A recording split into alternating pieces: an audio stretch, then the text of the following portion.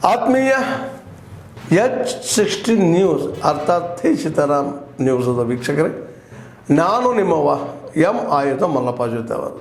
ತಾವು ಈಗ ಸುದ್ದಿಗಳ ಲೋಕಕ್ಕೆ ಎಂಟ್ರಿ ಹೊಡಿತಾ ಇದ್ದೀರಿ. ಈ ಸುದ್ದಿಗಳನ್ನು ಪ್ರತಿಯೊಂದು ನೋಡೋ ಜೊತೆಗೆ ನಿಮ್ಮ ಅಭಿಪ್ರಾಯಗಳನ್ನು ಹಚ್ತಾ ಇರಿ. ಯಾಕಂದರೆ ಈ ಸುದ್ದಿಗಳು ನಿಮಗಾಗಿ, ನಿಮ್ಮ ಬದುಕಿಗಾಗಿ, ನಿಮ್ಮ ವೈಚಾರಿಕೆಗಾಗಿ, ನಿಮ್ಮ ತಿಳುವಳಿಕೆಗಾಗಿಯೂ ನಿಮಗೂ ಗೊತ್ತು. ಜೊತೆಗೆ ನಮಗೂ ನಿಮ್ಮೊಂದಿಗೆ ಇದೊಂದು ಮಾತಾಡುವಂಥ ಜೊತೆಗೆ ಸುದ್ದಿಗಳನ್ನು ಬಿಡುವಂಥ ಕೆಲಸ.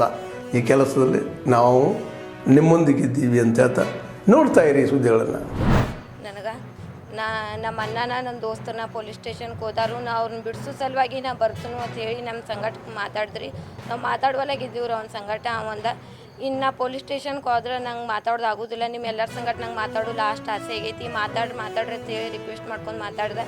ನಾವು ಅಂದೀವಿ ನೀ ಲಾಸ್ಟ್ ಯಾಕೆ ಅಲ್ಲತ್ತದಿ, ಹಿಂಗೆ ಯಾಕೆ ಅಲ್ಲತ್ತದಿ ಅದು ಸರ್ ಅಂದಿವ್ರು. ಅವಂಗೆ ನಮ್ಗೆ ಹುಡುಗಿ ಮನೆಯನ್ನ ಅವ್ರ ಮ್ಯಾಗ ನಂಗೆ ಸಂಶಯ ಬಂದೈತಿ. ನಾಗ ಅದ್ನಿ ಪೊಲೀಸ್ ಸ್ಟೇಷನ್ದ ಅವ್ರು ಪೊಲೀಸರ ನಾನು ಪೊಲೀಸ್ ಸ್ಟೇಷನ್ಗೆ ಹೋಯ್ತಾರೆ ನಿಲ್ಲೋ ನನಗೆ ಡೌಟ್ ಐತಿ. ಅದ್ರ ಸಂಬಂಧ ಪೊಲೀಸರು ಅವ್ರ ಮಾತು ಮ್ಯಾಗ ನಂಗೆ ಗೊತ್ತಾಗ್ಲತ್ತತಿ. ಅವ್ರು ಡಬಲ್ ಗೇಮ್ ಆಡ್ಲತ್ತಾರ ನನ್ನ ಸಂಗಟ, ಹುಡುಗಿ ಮನೆಯವ್ರ ಮತ್ತು ಪೊಲೀಸರ. ಅವ್ರು ನನ್ನ ಪೊಲೀಸ್ ಸ್ಟೇಷನ್ಗೆ ಹೋಯ್ತಾರೆ ಅಂಬುದು ನಂಬಿಕೆ ಇಲ್ಲ. ಅಲ್ಲಿ ಆದ ಬಳಿಕ ಅವ್ರು ನಿಮ್ಮ ಸಂಗಟ ಮಾತಾಡ್ಕೊಡ್ತಾರೆ ನಿಲ್ಲು.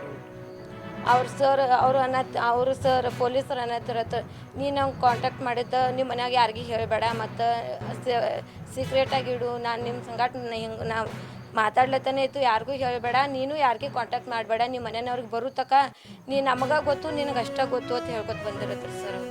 ಹಿಂಗೆ ಯಾರಿಗೂ ಹೇಳಬೇಡ ಅನ್ಲಕ್ಕಾಗಿ ಅವ್ನು ನಮ್ಗೆ ಹೇಳಿದ್ರು, ಅವ್ನು ಕಾಂಟ್ಯಾಕ್ಟ್ ಮಾಡಿದ್ರು. ಸೋಮವಾರ ದಿನ ಭೀ ನಂಗೆ ಕಾಲ್ದಾಗ ಮಾತಾಡ್ರಿ. ಬುಧವಾರ ದಿನ 9:30 ನನಗೆ ಕಾಲ್ ಮಾಡಿದ್ರು ಸರ್. ನಾ ಅಲ್ಲಿ ಒಬ್ಬ ಬರ್ಲಾಕ ನಂಗೆ ಸ್ಟೇಷನ್ಗೆ ಹೋಗ್ಲಾಕ ಅಂಜಕ್ಕೆ ಬರ್ಲಾತತಿ. ಅಂದ್ರೆ ನಮ್ಮ ಮೈದನ್ನ ಹಚ್ಕೊಡ್ರಿ 4 ಮಂದಿನ ಕೊಟ್ಟ ಸಾಂಗ್ಲಿ ತಕ. ಅಲ್ಲಿಂದ ನಾ ಅವ್ರ ಜೊತೆಗೆ ಹೋದ್ನು. ನಾವು ಒಬ್ಬ ಪೊಲೀಸ್ ಸ್ಟೇಷನ್ಗೆ ಹೋಗಂಗಿಲ್ಲ, ಅಲ್ಲಿಂದ ಅವ್ರ ಸಂಗಟ ಹೋತನು. ಅಲ್ಲಿ ಹಚ್ಕೊಡ ತಂದಿದ್ರು. ಲಾಸ್ಟ್ 9:30 ಕಾಲ್ ಮಾಡಿಟ್ಟ ಅವ ಹಸ್ತನ ತಂದಿದ್ರು. ಅವ್ನು ಇನ್ನೊಂದು ಅರ್ಧ ತಾಸು ಬಿಟ್ಟು ಕಾಲ್ ಮಾಡ್ತನ ತಂದಿದ್ರು. ಅವ್ನು ಅದ್ರ ಬಳಿಕ ಸರ್ ಅವ್ನು ಕಾಲೇ ಮಾಡಿ ಇದು ಸೋಮವಾರ ದಿನ ರಾತ್ರಿನೂ ಹಚ್ಚಿ ಮಾತಾಡಿದ್ರು. ಅದು ಬಳಿಕ ಮಂಗಳವಾರ ಕಾಲ್ ಮಾಡಿದ್ರು. ಬುಧವಾರ ದಿನ ಅವ ಸಾಂಗ್ಲಿಕ್ಕೆ ಬಂದ ಬಳಿಕ ಕಾಲ್ ಮಾಡ್ತಂತಿದ್ರು. ಮಾಡಿಲ್ರಿ ಸರ್. ಅವು ಸಾತಾರ ಸನೆ ಬಂದಿನ ಅಂತ ಹೇಳಿ ಕಾಲ್ ಮಾಡಿದ್ರು ಅವು ನಮಗೆ 9:30 ಸುಮಾರದು. ನಾ ಕರೆಕ್ಟ್ ಇಲ್ರಿ ಮುಂಜಾನೆ ರೀ ಸರ್. ಮುಂಜಾನೆ 10 ಗಂಟೆಗೆ ಅವ್ನ ಫೋನ್ ಬಂದು ಬಿದ್ದತ್ರಿ ಸರ್. ಒಮ್ಮ್ಯಾನ್ ಸುಚಾಪತಿ ಸುನೀತಾ ಶಂಕರ್ವಾಲಿ, ನಾವು ಕೆಂಪೋಡ್ದಾಗಿತ್ತು. ಹಾಂ ಅವ್ರ ಅಕ್ಕಾರ ಸರ್. ಇದು ತೋತೇವು ನಾವು ಎಲ್ಲ ಮಾಡಿರ್ತೇವು. ನೀವು ನೋಡ್ರಿ ಒಂದು ಬಿಡ್ರಿ 2 ಬಿಡ್ರಿ ಅಂದ. ಇಲ್ರಿ ಸರ್ ನನಗೆ 5 ಬೇಕು ಅಂತ ಅಂದರು. ಯಾರು ವಿಡಿಯೋ ಮೇಡಮ್. ನಾಂದ ಎಸ್ಟಿಮೇಟ್ ಹಿಡ್ಕೊಂಡು ನಾವು ಮಾಡ್ತೇವೆ. ಎಸ್ಟಿಮೇಟ್ ಮಾಡ್ತೇವೆ, MBA ಬರೀತೇವೆ, ಎಲ್ಲ ಮಾಡ್ತೇವೆ, ಟೈಪ್ ಮಾಡಿಸ್ತೇವೆ, ಹೋಗಿ ಕೂತು ಕೆಲಸ ಬರ್ತೇವೆ. 10 ಸಲ ಹೋಗಿ ಬರ್ತೇವೆ. ಒಂದೊಂದು ಕೆಲಸಕ್ಕೆ ಹೋದ 2-3 ಸಲ ನೋಡಿದೆವು. ಆ ಕಡೆ ಹೋಗಿದ್ದೇವೆ, ಮತ್ತೆ ಮುಂದೆ ಹೋಗಿದ್ದೇವೆ. ಎಲ್ಲ ನಮ್ದೇ ಅಲ್ರಿ. A to Z ನೋಡ್ತಿರ್ತೇವೆ, ನಾವೇ ಮಾಡ್ತೇವೆ, ಎಸ್ಟಿಮೇಟ್ನು ಮಾಡ್ತೇವೆ, ಆ ಸ್ಯಾಂಕ್ಷನ್ ನಾವೇ ಎಲ್ಲ ಗೈಡೆನ್ಸ್ ಕೊಡ್ತೇವೆ. ಅವ್ರು ಏನಿಲ್ಲ ಒಂದೇ ದಿನ ಕೆಲಸ ಅವ್ರದ್ದು. ಅಂದ್ರೂ ನಾವು 5% ಕೊಡ್ತೇವೆ, ನೀವು 3 ತೋರಿ ಅಂದ್ರೆ ಇಲ್ರಿ ಸರ್ ಸಾಧ್ಯ ಇಲ್ಲ, ಅದು 5% ಕೊಡೋದು ಹೇಳ್ಯಾರ ನೋಡ್ರಿ.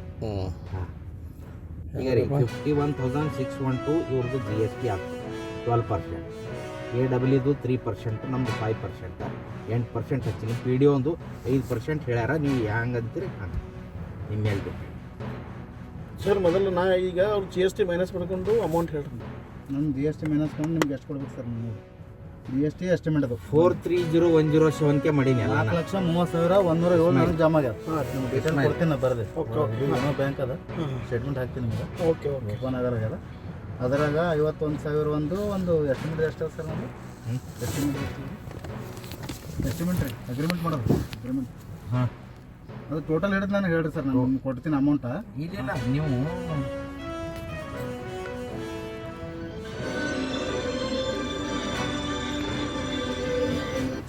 ನಾವೊಂದು ನಿಮ್ಗೆ ಅರ್ಧ ತಾಸು ಫೋನ್ ಮಾಡ್ತೀನಿ ರೀ. ಒಂದು ಸ್ವಲ್ಪ ಬಿಜಿ ಇದ್ದೀನಿ, ಅರ್ಧ ತಾಸು ಫೋನ್ ಮಾಡ್ತೀನಿ.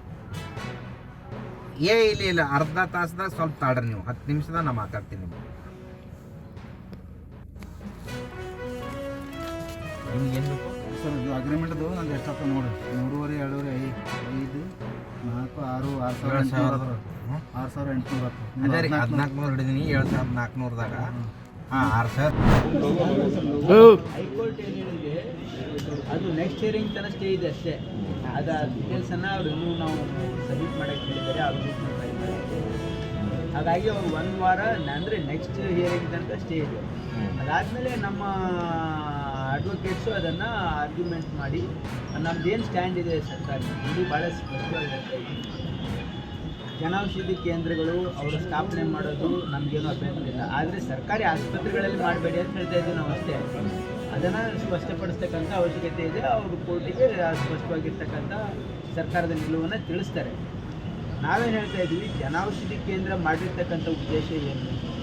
ಕಮ್ಮಿ ದರದಲ್ಲಿ ಜನರಿಗೆ ಔಷಧಿ ಸಿಗಬೇಕು ತಾನೇ, ಇದು ಕೇಂದ್ರ ಸರ್ಕಾರದ ಒಂದು ಸದುದ್ದೇಶ ಇದೆ, ಅದರಲ್ಲೇನು. ಆದರೆ ಅದು ಎಲ್ಲಿ ಇರಬೇಕು ಅಂದರೆ ಮಾರ್ಕೆಟಲ್ಲಿ ಇರಬೇಕು. ಜನರಲ್ಲಿ ಏನಾಗಿದೆ ಭಯಭೀತಿ ಹುಟ್ಟಿಸ್ತಕ್ಕಂಥದ್ದು. ಈಗ ಇದ್ರ ಬಗ್ಗೆ ಹಾಸನದಲ್ಲಿ ವಿಶೇಷವಾಗಿ ಭಾಳಷ್ಟು ಏನಾಗಿತ್ತು ಅಂತಂದರೆ ಅಲ್ಲಿ ಕೆಲವೊಂದು ಡೆತ್ ಆಗಿದ್ದೇವೆ ಅಂಥೇಳಿ ಅಲ್ಲಿ ಜನರು ಆಮೇಲೆ ಸಾರ್ವಜನಿಕರು ಕಂಪ್ಲೇಂಟ್ ಕೊಟ್ಟಿರೋದ್ರಿಂದ ಅಲ್ಲಿ ಒಂದು ಎನ್ಕ್ವೈರಿ ಕಮಿಟಿ ರಚನೆ ಆಗಿದೆ. ಅದು ಎನ್ಕ್ವೈರಿ ಕಮಿಟಿ ರಚನೆಯಾಗಿ ಅವರೊಂದು ರಿಪೋರ್ಟು ನಮ್ಮ ಆರೋಗ್ಯ ಸಚಿವರು ಕೊಟ್ಟಿದ್ದಾರೆ. ಇನ್ನು ಅವರು ಒಂದು ಪ್ರೆಸ್ ಕಾನ್ಫರೆನ್ಸ್ ಕೂಡ ಮಾಡಿದ್ದಾರೆ. ಅದರಿಂದ ಇಲ್ಲಿವರೆಗೆ ತನಿಖೆಯಲ್ಲಿ ಲಸಿಕೆಯಿಂದ ಏನು ರಿಲೇಟೆಡ್ ಇದೆ ಅಂತಕ್ಕಂಥದ್ದು ಯಾವುದೂ ಮಾಹಿತಿ ಇಲ್ಲ. ಆದರೆ ಪೋಸ್ಟ್ ಕೋವಿಡು ಕಾರ್ಡಿಯಾಕ್ ಕೇಸಸ್ಸಲ್ಲಿ ಸ್ವಲ್ಪ ಜಾಸ್ತಿ ಆಗಿದೆ ಅನ್ನೋದಕ್ಕೆ ಬೇರೆ ಬೇರೆ ಕಾರಣಗಳಿರ್ಬೋದು, ಲೈಂಗಿಕ ಕಾರಣ ಇರ್ಬೋದು, ಒತ್ತಡ ಕಾರಣ ಇರ್ಬೋದು. ಅದ್ರ ಬಗ್ಗೆ ಡೀಟೇಲ್ ಆಗಿ ನಾವು ಹಾಸನದ ಸ್ಪೆಸಿಫಿಕ್ ಆಗಿ ನಾವು ಎನ್ಕ್ವೈರಿನ ಮಾಡಿಸ್ತಾ ಇದ್ದೀವಿ. ಇದನ್ನು ರಿಪೋರ್ಟ್ನ ಆತ್ಮೀಯರೇ, ಎಲ್ಲ ಸುದ್ದಿಗಳನ್ನು ನೋಡಿದ್ರಲ್ಲ, ಏನು ಅನಿಸ್ತು ನಿಮಗೆ?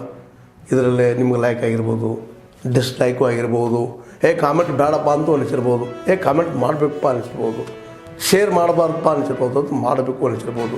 ಏನಾದರೂ ಆಗಲಿ ಶೇರ್ ಮಾಡ್ತಾಯಿರಿ, ಈ ನ್ಯೂಸ್ಗಳನ್ನ ಹಂಚ್ತಾ ಇರಿ, ಜೊತೆಗೆ ಇದಕ್ಕೆ ಸಬ್ಸ್ಕ್ರೈಬ್ ಆಗ್ತಾಯಿರಿ ಅಂತ ಹೇಳ್ತಾ H16 ನ್ಯೂಸ್ ಅರ್ಥಾತ್ ಹೇ ಸೀತಾರಾಮ್, ಇದು ಸತ್ಯದ ಕೈಗೆ ನಡಿ. ವಂದನೆಗಳು.